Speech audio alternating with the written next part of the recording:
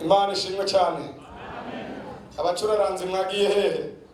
Ntimurambirwe.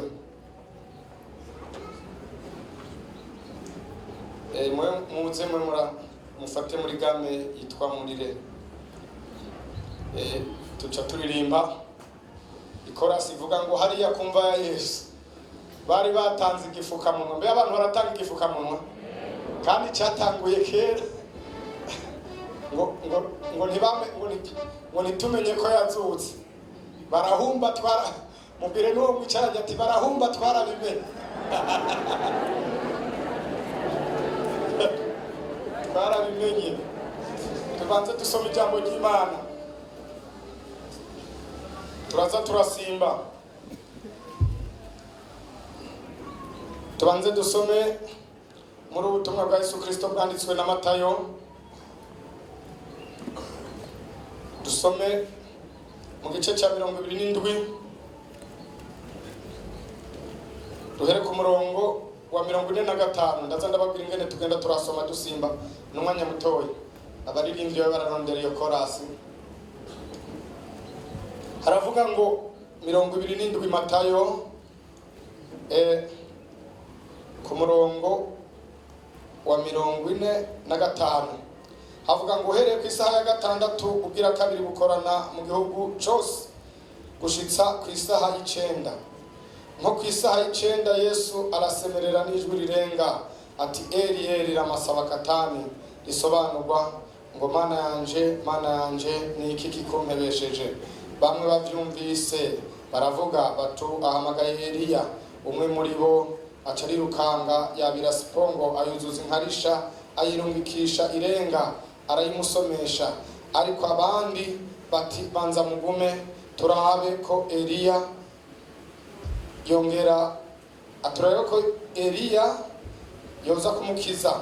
Yesu yongera gusemerera n'ijwi rirenga umutima uraca.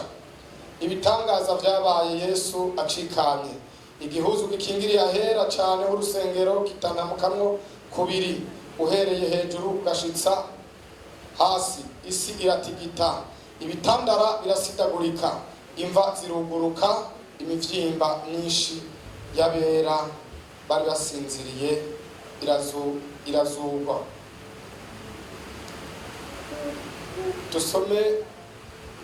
Tugende dusome ku murongo mu gice cya 28. Dusome ku murongo wa mbere. Umunsi w'Isabato ushize ku wa mbere w'iminsi indwi umutwenzi ugomba gutambika, Mariya Magadalena na Mariya wundi baja kuraba imva. Habaho ukunyiganyiga kwisi gukomeye kuko umumarayika w'umwami Imana yaramanutse ava mu ijuru araza kubura cakibuye agitembagaje acicarako. Ishusho yiwe yasa n'umuravyo, impuzu ziwe zera nka sheregi. Ubwoba yateye abarinzi bubashira mu gatengo bamera nk'abapfuye. Ariko umumarayika abwira abo bagore ati mwaho ntimutinye kuko nzi yuko murondera Yesu umwe yabambwa. Ntari hano kuko yazutse nk'uko yavuze ngo murabe aho umwami yarajyamye. Nimukwakwanye mubwire abigishwa biwe yuko yazutse mu bapfuye kandi azobitangira kuja i Galilaya. Azobitangira imbere kuja i Galilaya, iyo niho muzomubonera. Nuko nivyo ndabibabwiye. Dusome ku murongo wa 11. Bakigenda bamwe muri babarinzi baja mu gisagara babwira abaherezi bakuru ibyabaye byose. Nabo bakoranira hamwe n'abashinga ntahe baja inama, bahera abo basoda amahera menshi bati muze muvuge mutabigishwa biwe baje mw'ijoro baramutwiba dusinziriye. Icegera ca Kaisari nicaramuka kivyumvise tuzomuhwamika namwe tuzobakiza amagorwa. Bakira amafaranga ayo mahera bagira nk'uko bohejwe, kandi iryo jambo ryandagara hehe mu Bayuda na bugingo n'ubu natwe twarabimenye. Rero ijambo tuza kuvugana ko rivuga ngo urupfu n'ukuzuka kwa Yesu nivyo byatuzaniye agakiza. Imana nishimye. Zamura rero abaririmbi, zamura abacuraranze, dusabe musubire muhaguruke gatoyi, ntitumwamara umwanya munini, gatoyi gusa. Urupfu n'ukuzuka kwa Yesu nivyo byatuzaniye agakiza, kuko yabaye intsinzi ikomeye cyane.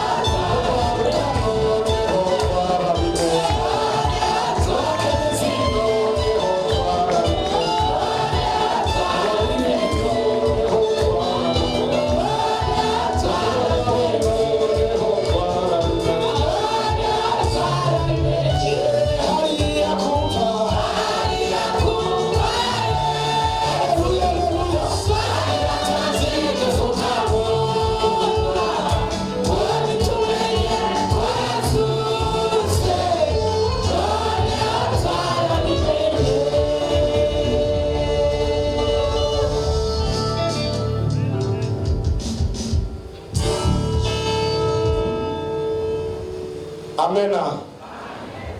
Rero ukurikirane neza, ngira ndakubwira urupfu no kuzuka kwa Yesu ingene byatuzaniye agakiza, mugabo mu bitangaza bikomeye. Kuko urupfu rwa Yesu ntibyari byoroshe, yari intambara ikomeye. Kandi namankunda kubwira abantu, mwebwe mutaravye amafilime cyangwa muhora muri aba mafilime, hajya metre uzomumenyera muri komba ya mwisho, kuko umuntu arashobora gukubitwa akamererwa nabi, mugabo muri finale niho uza kubimenya yuko yarakomeye cyangwa atarakomeye. Kandi byagenze gutyo kubera iki? Kuko Yesu yari yiyoheje, baramukengera. Ubu Yesu rero abatanguye kumubona bamuhanuye kera, mugabo umuntu yamubonye neza ingene zo bameze ku isi ni umuntu yitwa Yesaya mu gice cya 53 yavuze ati ninde yemera inkuru zacu, ngo yari umunyamibabaro yakengerwa n'abantu, nta nzu yagiriye Yerusalemu, niwe mwami wa mbere atarara mu nzu, yarara ku misozi, nta nzu yari afise. Urumva byari bigoye kumwemera. Ikirato yari afise kimwe n'ikanzu imwe, kandi yaturuka mu muryango ukenye mu babaji. Ivyo bintu byose nivyatuma bigora ko na wewe naho bomuzanye ngaha mu Cibitoke namwe ndazi byo bagoye kumwemera. Usibye amavuta yari afise, uko yasa naho yoza ngaha muri izi ntebe z'imbere nta nahamwe mugende mumuhaye ikibanza na mwebwe n'aba protocol. None yasa gute? Mugabo ivyari muri we nivyo byari bikomeye. Amen, amen. Mu mateka ya Yesu niwe yatanguye kwirukana abadayimoni mu bantu. None wibaza ngo dayimoni kera zariho kuva kera mitanguriho hose. Mugabo nta n'umuntu n'umwe. Na Dawidi avuga iti ntanga byigira nkaje bikaca bigaruka bikamusubira mu Sawuli hajya baragenda. Mugabo Yesu wenyene sifa kwa Mungu niwe yirukanye abadayimoni mu bantu, kandi zikamumenya zikagenda purtipo. Imana ishimwe cyane. Icyo gihe rero Yesu yabayeho abaho akengeretse, mugabo abamubona bakamwumvamo amavuta gusa. Gushika rero aho byagiye kugera, Shetani atangura kwipima. Shetani yaramuzi, mugabo Shetani atangura kumwipima, amusanga mu minsi 40 Yesu yisonzesheje. Aho atangura kumuzanira amageragezwa, amubwira amajambo, bakubitenesha ijambo ry'Imana. Aramubwira ngo vyanditswe ngo, Yesu nawe amukubita ngo vyanditswe ngo. Yesu ubwa mbere intsinzi ya mbere atangura kuyirongera mu bugaragwa sifa kwa Mungu. Abamarayika baca baraza ngo baramukorera. Mugabo idosiye ntiyagarukiye ngaho, idosiye irabandanya. Haza kugera rero aho Yesu kuko mu gahunda yiwe byavuga yuko ategerezwa kuja kubirangiriza ahantu yitwa Igorogota bamubambye. Yesu rero tudatevye baramugambaniye, baca baramufata. Mu misi yegereje ya Pasika Yesu yagiye gusangira n'abigishwa biwe, ava ngaho bagira ingaburo yera, acaraduga, ava hajya Yerayoni, ava Yerayoni acakatira Getsemani aja gusenga. Hari rero mu bantu biwe mubo yari yarasengeye hari ibikorwa, hari umwe yaciye amugambanira yitwa Yuda, kandi yari wo mu miryango wabo, kuko yari yamuhaye ikigega. Urumva jeni batite kamwana wa mama katanguye kera, avuga ati uyu ni wacu ngaha mu Bayuda, reka ndamuhe ngaha iruhande y'iwacu, tinugo kwa badata wacu. Aramuha amuha ikigega. Burya ntibo guha ikigega nta namwe bapfa bakwegereje amafaranga batazi kuri umwizigiro. Mugabo Yuda muramurane niwe muntu wa mbere yagirisha igikorane c'ingenda, kuko Yesu ntiyagira ibikorane byo mu rusengero. Aciye mu rusengero asoma umurongo akacagenda. Mugabo igikorane ca Yesu abandi bantu bose bagira ibikorane kuri stade. Mugabo Yesu niwe yagira igikorane akagikura nko ngaha mu Cibitoke, agiye nko mu Rumonge, abantu bose bakagenda bamukurikira, agenda akiza abantu, agaca kwa Siyoni, isoko kwa Siyoni Karemura, aciye kuri Kotebo bakaremura, yagenda mu Ruvumera Karemura, muri Vira supermarché kugara, abantu bose abanyeshuri kuri Stella bakugara, abakora mu mabiro bose bakaca baza, no gushika naho n'ubatwara obere yitwa Zakaya aravuga ati abariko murariha amakori banza mugane n'amakontinere yanyu, ibiro birugaye ubu sisubira gukora, ngiye kuraba Yesu sifa kwa Mungu. Tuduze ibiganza tumushime. Zakaya mabacaza mu bandi, ibiro bya obere birugara, acagenda agiye kuraba Yesu, baramuzibira. Mugabo nabagira moye possible, aravuga ati jewe no tumanugara akazi ngaheba n'amafaranga yanje, nkabona Yesu sifa kwa Mungu. Ndakwifurije kubona Yesu na Mose. dosiye yarashishikaye. Yesu rero amaze kugera icyo gihe baca bagirante bakora inama yo kumufata.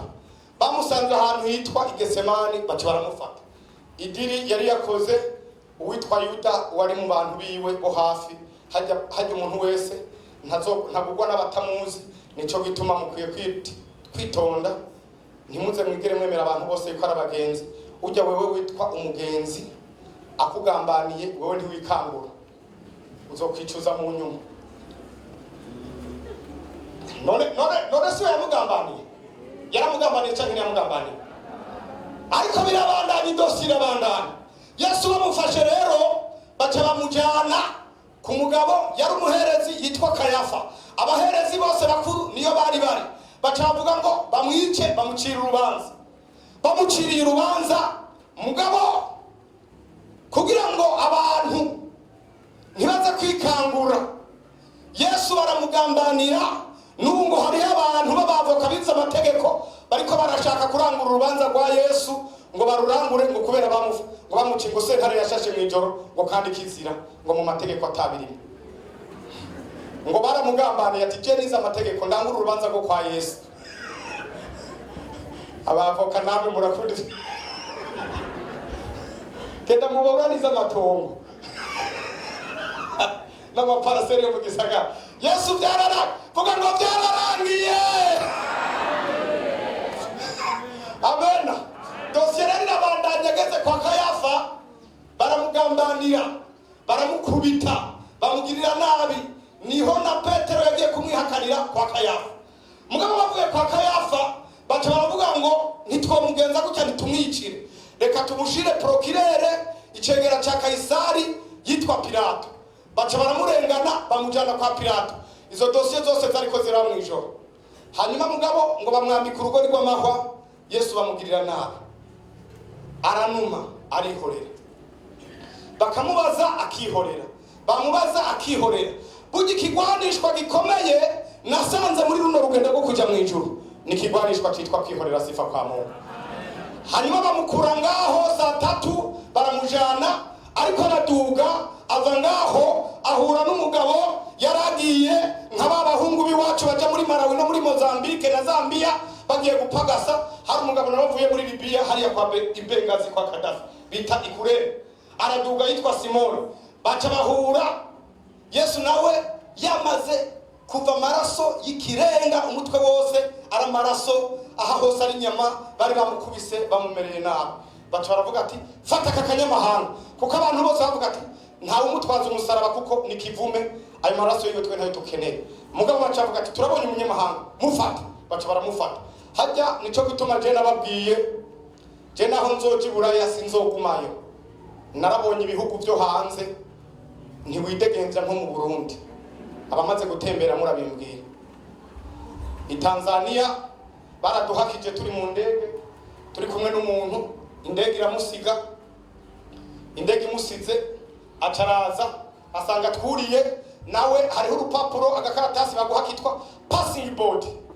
Rero ntiyayitoye iyo passing board, acaza ku ndege aca muri makanakara kataguca, aciye hajya akabakwepa, arabakwepa, acaza mu ndege, aca hasanga abakobwa bamwe bari mu ndege. Aca nawe bikamunanira ukuntu abivuga ngo mwarimu ngo situkuwote ngo nguriye mwarimu mubaza ngo mwarimu ngo ntitwarishitike ko ticket ngo njo yibana ngo mwene mu ndege ngo acana na mimi nawo naje baje bakobwa nawe n'umugenzi wanje natwe twamaze kwicara twaje kare nawe yacacerewe nawe ngo waba bakobwa ngo ufite wowe mbyinganine onesha passing board yako ko wapo ngo ibyo nguri kurambatsa nibiki ngo bitugane ngo ticket ngo sinjoyi ngo je sinayikase ngo sinayikati Bujumbura ngo mwarimu ngo mubwire bane ko nakati Bujumbura nanje ndadu hanyuma rero byanyigishije biragoye kuja mu ijuru, bizosaba yuko umuntu akatisha itike y'amaraso ya Yesu Kristo. Niko mpemu yanyigishije. Hanyuma rero bahavuye bamuzibiye, natwe kumbe twari kumwe n'abantu batamenyekana muri iyo ndege. Baca baraza, umudamu umwe acaza iruhande y'iwacu ngo vipi, ngo vipi wewe mnakuja hapa Tanzania kufanya uhuni, wajinga nini wala nyinyi majambazi. Je, ndamubwira ati passing board yangu sinjo hii. Mama vipi wewe mbona nataka kuongea vibaya, sinjo hii passing Ngo sasa kwa nini ngo yule sasa mkisema kama yuko pamoja na nyinyi mnakuja hapa Tanzania mnafanya uhuni hata katika ndege? Nani namwambia tena samahani, yule amechelewa, tulikuwa hapa Dar es Salaam Kariakoo kwa biashara. Hanyuma rero tucaturaza mugabo barashishikara kudukurikira. Uwo mama yaciye aviramo ahantu hitwa Kigoma, natwe tubona dushitse Kigoma turabandanya mbonye avuyemo, kuko nabona baguma bavugana n'abandi baturaba ntibaza ati bahava badufungira Tanzania atakidukombo. Ncabavuga ati mu bihugu byo mu mahanga, ariko mu Burundi umunyamahanga baramukunda sifa kwa Mungu. Simoni nabo baramufashe baramujana, bagenda bamukoreye umusaraba baduzi Golgotha. Yesu Simoni niwe wa mbere yafashe ku maraso ya Yesu Kristo, akira maraso pana nkuko kiwacu mu mpene. Ariko rero umusaraba aramubaza ati musore barakugambaniye, ati byagenze gutega musore wacu muyiki? Ariko aragenda awikoreye. Simoni awujanye aduga Golgotha hari hanini, araduga wikoreye. Yesu aramubwira ngo ni wewe mbone yaya, ni wewe mbabarizwa, emera ndagukize nkuzuze n'Imana ubu. Ngo none je nagize iki? Ngo ibyaha byawe ngo nivyo nkoreye, ngo nivyo nikorera umusaraba. Ngo yo Simoni ngo nuko ngo yego. Nawe Simoni atangura no gutera indirimbo ngo iyo mpuye n'amagorwa mpemukiwe n'abantu umusaraba uzontera amahoro y'Imana.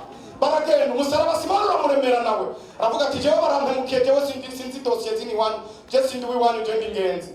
Mugati ikorere duga bamukubita imigera teyo kigenda baramujyana baduzi Golgotha akagenda. Indirimbo iramuzamo ngo iyo mpuye n'amagorwa, wari umusaraba uremereye ariko araburemereza duga Golgotha arushaho ngo iyo mpuye n'amagorwa mpemukiwe n'abantu umusaraba uzontera amahoro y'Imana, amahoro y'Imana. Arawudugana awushikana Golgotha sifa kwa Mungu.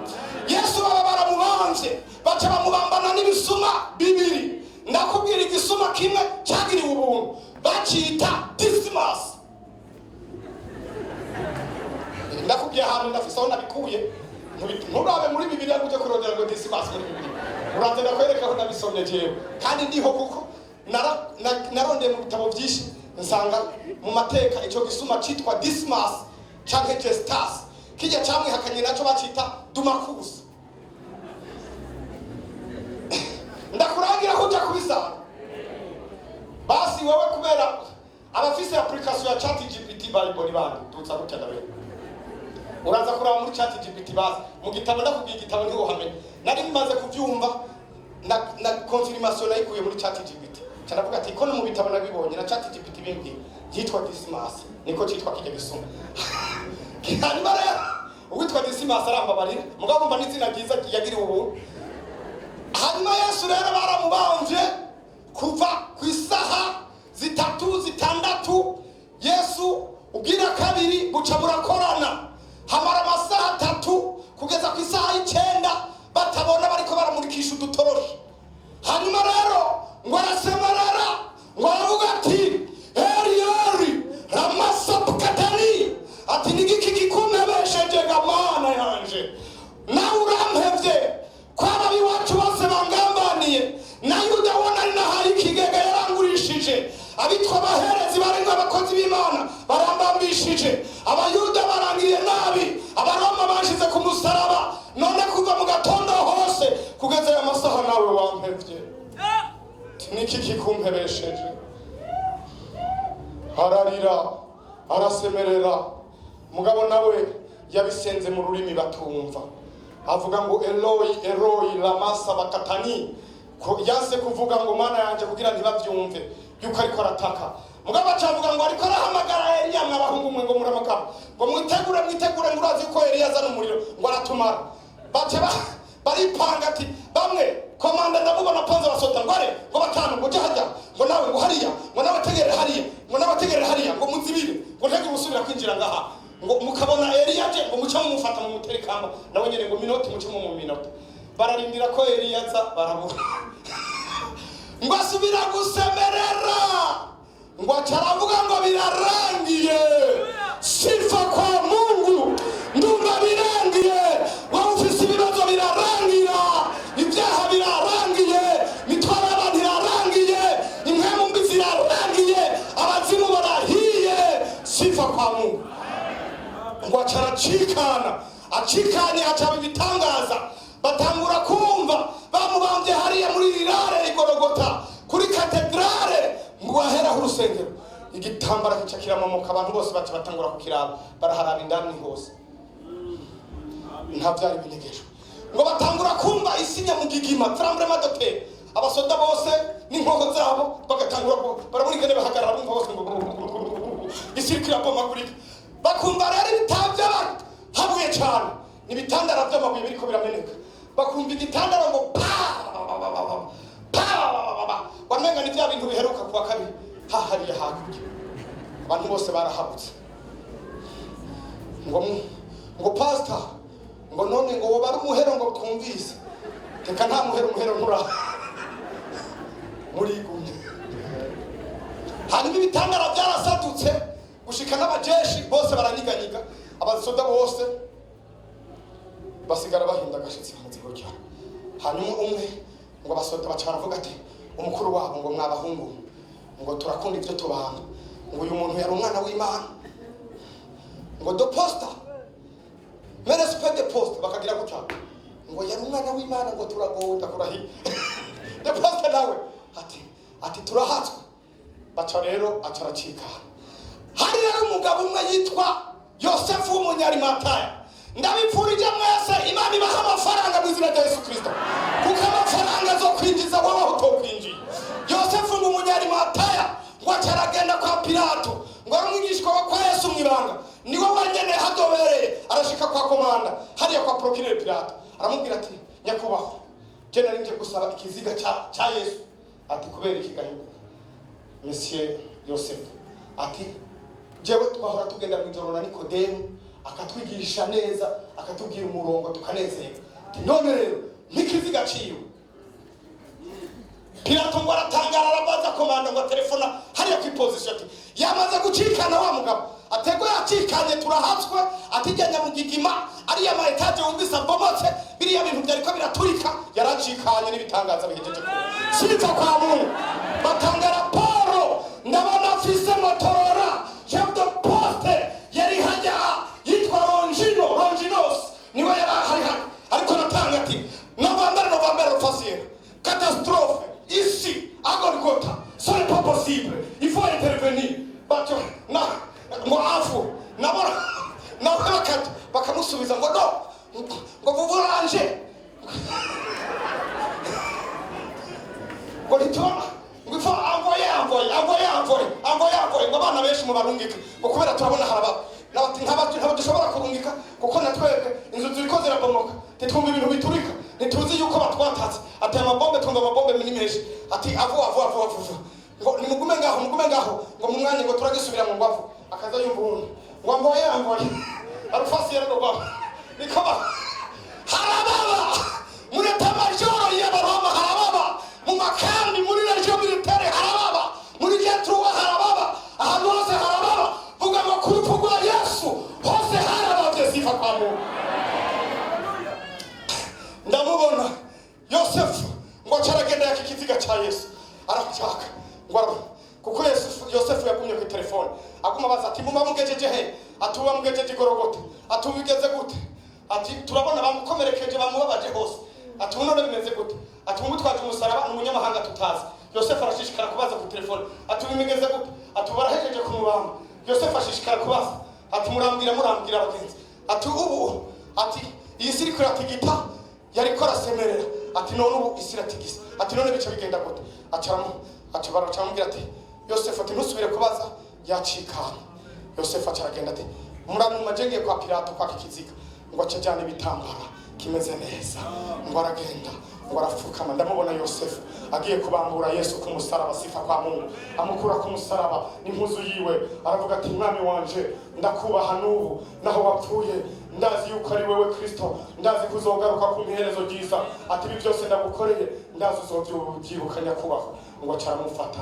Yosefu ngo amufashe amuteruye. Yosefu yumva amaraso ya Yesu ateruye ikiziga cha Yesu aja muri mpemu witwa Nikodemu w'umubosi mugenzi wiwe nawe acazana ibiro 50 bisobanurwa ngo gukorera Imana ntushobora guhomba ahubwo birashobora kugukiza ngo acagenda amufise baragenda baragenda ngo aca mujana ngo aravuga ati uyu nitumujana ku mpanda, uyu sindamujana ku Buterere, uyu sindamujana Nyabaranda, ati uyu ndamujana mu mva yanje niyimbiye kuko n'umukuru aranduta. Ati je bazotuma banjana ku mpanda mugabo ndamuhambi wanje mu mva yiwanje.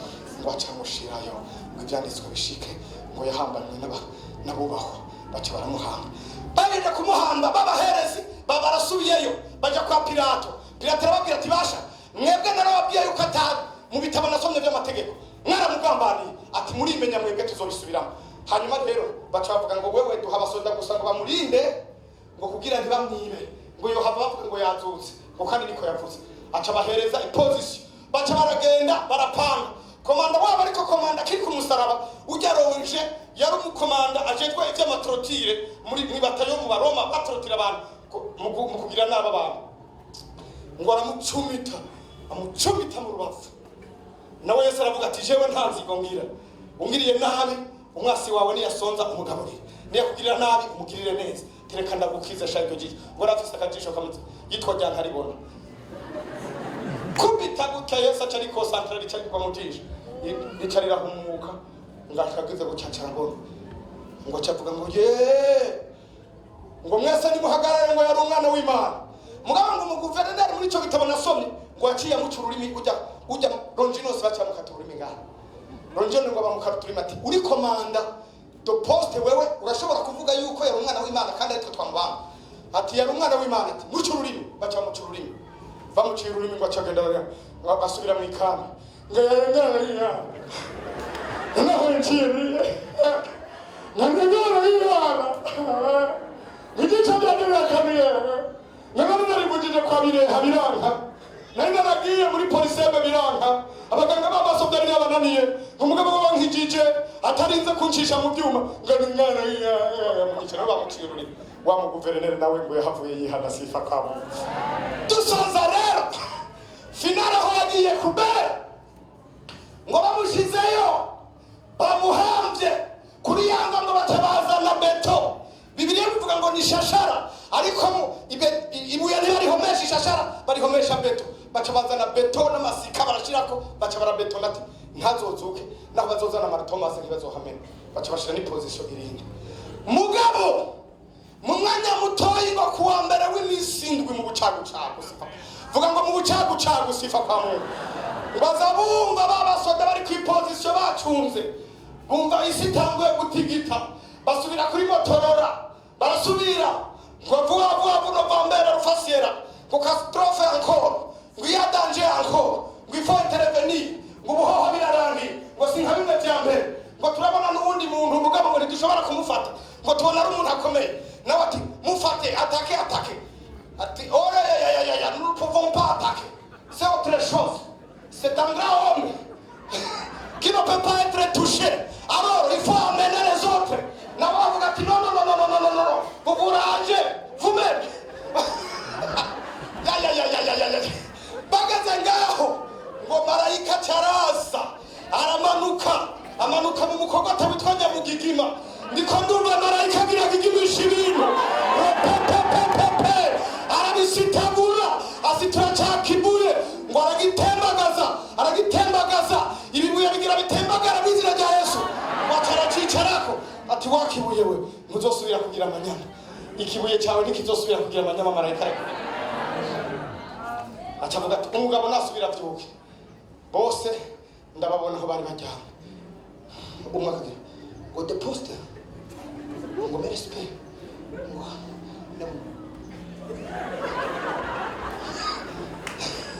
bakamuraba nawe marayika yicaye sifa kwa Mungu abazimu barahiye bakamuraba ngo nawe de poste ngo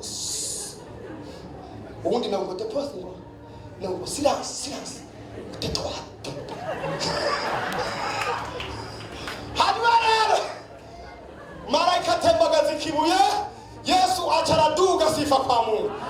Babagore baje mu gatondo bafise imitwaro ibiri ati mbega ninde dutembagariza ikibuye cyangwa ijya position y'abari abagabo bo Baroma tuza gushika gute tuyinjira mu gute. Mugabo marayika arababwira ati mweho ntimutinya kuko nzi ko murondera Yesu sifa kwa Mungu. Abarondera Yesu mwese ntimutinye nabicaranye mubwira ati sifa kwa Mungu. Atarababwira ati nimuve hano nimugende muzoja guhurira i Galilaya. Ati tugende i Galilaya kwigina intsinzi ya Yesu. Baca baduga i Galilaya barabibwirana bose. Bari bahanye mape. Yesu yari yababwiye ati ninazuka mwese tuzohurira i Galilaya, sifa kwa Mungu. Baca baraduga i Galilaya, ndababona baduze i Galilaya, baraduze ngabo baca i Galilaya. Kumbe Yesu nabapfuye bari barindiriye ibintu byari byakomeye. Yesu apfuye bari barindiriye igishyika gikomeye mwijuru. Nasomye indirimbo yavuga ngo intumwa zari zamutaye na se yihishije. Mugabo bamaze kumva ko azutse kubera amateka ya Yesu. Ndamubona Yesu ngo akiri ku musaraba ngo yarameze nk'intama bajana mu ibanga. Mugabo kumaze gupfa ngo acahinduka intambwe. Zari intambwe zibiri. Intambwe imwe yitwa Yesu yivuga irondera uwikiza. Iyindi intambwe yitwa Shetani yivuga irondera uwikiza iwirotsa. Imwe irarotsa iyindi gakiza, ariko iyikiza niyo yatsinze yirotsa, sifa kwa Mungu. Yesu aragenda ngo amanuka, ndamubona ahindutse avuze ngo birarangiye ndagiye kwataka. Ngo acaragenda amanutseyo abasangayo bose ariho bakoranye. Basamwe ari bose bari barindiriye. Abeli niyo yararindiriye na cagisuma cagisimasi cari gishitseyo kirindiriye bose bakoranye. Ngo yakigwa n'abagenerali bakomeye. Generali Yosuwa je barwanishije intambara z'abamareki. Abitwa ba Gidiyoni batsinze abamidiyani. Bari hariya ba Dawidi batsinze abafilisitiya. Bari abagabo bakomakomeye b'ingwanyi b'abagenerali gusa nibo bamwakiriye mu muzingi w'abashitse hagati.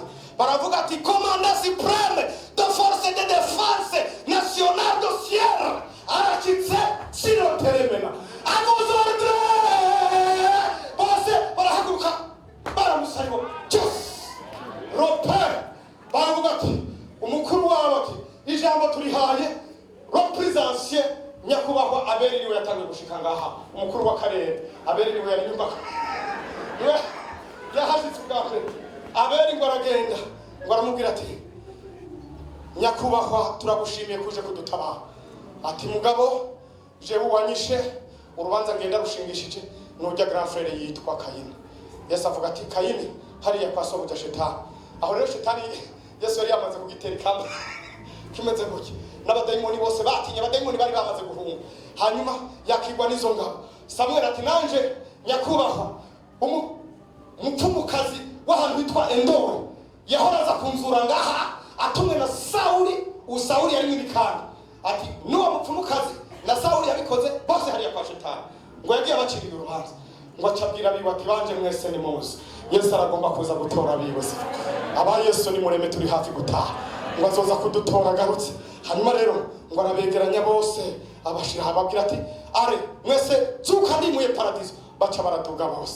Yesu nawe ngo asiga usomya bikorosayi mu gice cya kabiri mu gice cya 10 mu murongo wa 15 havuga ngo yambuye ububasha abakuru n'abafise ububasha n'abahambaye. Ngo arabafata abashira muri defile bose ababwira ati mudefile muboshwe. Ngo arababoha ngo abagaragaza hibonekeza mu yandi majambo zari nk'emumbi n'abadayimoni bose. Ngo arabishorera abijanye ngo kubw'umusaraba. Yesu aravuga ati ntimwari munzi ubushobozi bw'umusaraba. Ati baragenda abadayimoni bose bagenda muri defile bameze gutya yabambuye ububasha bariko barahinda agashitsi. Baravuga ati turagowe twabambye umwana w'Imana. Ko abadayimoni baratinya ati umuntu muzosubira kuja mu bantu. Yesu atarazuka azukana intsinzi acajana ikimazi. Ndamubona rero aduze asubiye mu ijuru ahura na ba Mariya ashaka kumukorako. Yesu acamubwira ati oya ntunkoreko ndacafise ikimazi njanye raporo manze shikane raporo tugigarira mwese niyo tuza kwigina intsinzi. Ati mugabo ngaha sindakoramutsa ndi muri koroteje ndagiye. Ari muri koroteje y'umuriro. Ndamubona Yesu aduze mu ijuru muri koroteje y'umuriro araduga arengana ibicu ararengana Jupiter ararengana Venisi ararengana Marse ararengana muri Linde araduga arengana za Saturne arashishikana na pesa arabandanya acahera asanga ingabo zo mu ijuru zamutegereye. Korari y'abasirafi abamarayika b'abakerubi bari batonze abakuru 24 na bya binyabugingo byose bafise inanga zabo baramutegera. Bamubona ati ngo yaraje. Ndababona abagabo Mikayeli bariko baravuga mu ijuru ati yagura muhande hange ngo yarashitse nyakubahwa muramubisa. Bo mugwaruka bace bayihindura barahishura ibyo ndirimbo. Wageze mu ijuru abera baramuhimbaza bati nyakubahwa we izo mvuni ziki ngo zavuye mu amaraso yo gukumuge azoza mumurabe turi mukuduga baturabe mwijuru sifa kwabo ngo acaragenda barengana yinjira hera cyane ajanye cya kimazi cy'amaraso ngo acarinjira ashika hera cyane ashika imbere ya data arenganya amajuru ngo acazajana cya kimazi cy'amaraso ngo acagishikana Imana ikigira rassemblement mwijuru hacaba inama ikomeye mwijuru ngo Imana ikimuha izina riruta yandi yose ngo iravuga ati désormais kubera ibitangaza umwana wanje akoze yacunguriye amahanga yose arancunguriye avuye mu rubavu n'amaraso gwiwe no kwihangana tiyanesheje waca gisigo satani yanesheje abadayimoni bose yanesheje cya kiyoka yatsinze amageragezwa yanesheje ati ubu mwese amavi yose par ordre militaire ni mufukame bose bamikahiri bose barafukama amavi yose nayo mwisi indimi zose zature kwa rumukisi Imana ikimuhereza byose itangazo rya nyuma tugira turangirize ko ndarivuze mpagaze hanyuma ngo cyaravuga ngo ndabitangaje jewe uhoraho Bwana wa majeshi uhoraho nyeningabo uvuga rikijana uguro ndegi ugara ugendera kwa kerubi je umutabazi wisi wikirenga komanda supreme wa byose ati uwo nzobona ko aya maraso yiwe azoca hinduka umugororotsi ndakwipfurije amaraso ya Yesu Kristo urupfu rwa Yesu rwatuzana intsinzi atarandikira Paulo abanyefeso ngo ikangure wowe usinziriye uzuke uve mu bapfuye Kristo arakumurikira abumvise amajambo mwese Imana ibahezagire dusenga Imana wewe Imana ikebe kukubona mu maraso ya Yesu Kristo ingo